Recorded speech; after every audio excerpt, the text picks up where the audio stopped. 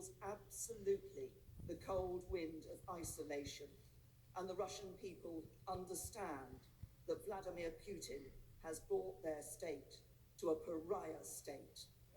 Prime Minister. I thank my right honourable friend, and she's absolutely right about what the government is setting out to do, and I do indeed believe that that will be the result for Putin and his cronies. We now come to the SNP leader. Thank you, Mr. Speaker. Let me thank the Prime Minister for an advance copy of the statement, and let me also welcome the very close contact he has kept with the Ukrainian President, of course, importantly, overnight. I was grateful that I had a chance to meet this afternoon with the Ukrainian ambassador to the UK and indeed with Ukrainian MPs. Our thoughts and our support is very much with each and every one of them, as it is with all of the people of Ukraine. Yes. Mr. Speaker, although last night's events have been prophesied and predicted for some time, the acts of Russian violence, aggression and tyranny are no less shocking.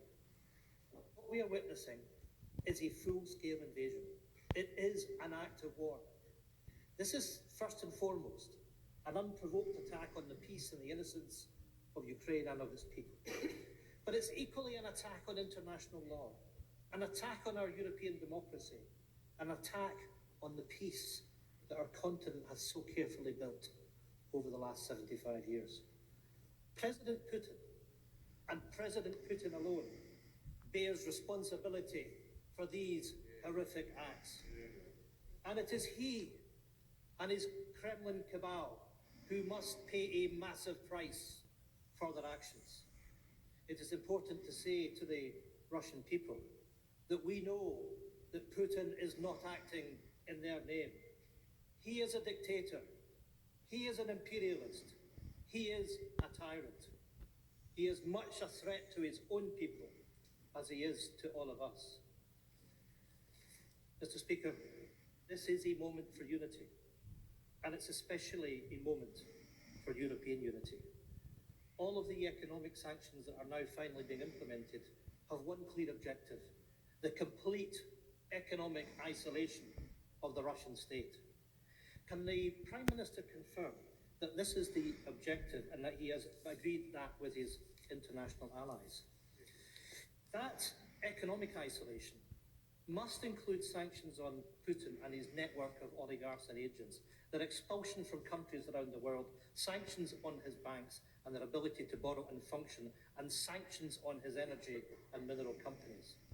And as I said yesterday, it must finally mean clearing up the sewer of dirty Russian money that has been running through the City of London for years. And I know all the complications involved, but can I ask the Prime Minister that the actions to be taken to suspend Russia from the SWIFT payment system, one of the steps that would hit the Putin regime the hardest. But just as we rightly seek to punish Putin, we must redouble our support and solidarity for the Ukrainian people.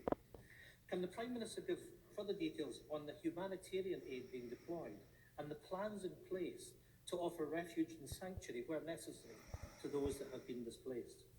And what plans are in place to evacuate the families of UK citizens currently in Ukraine, given that commercial flights have now stopped?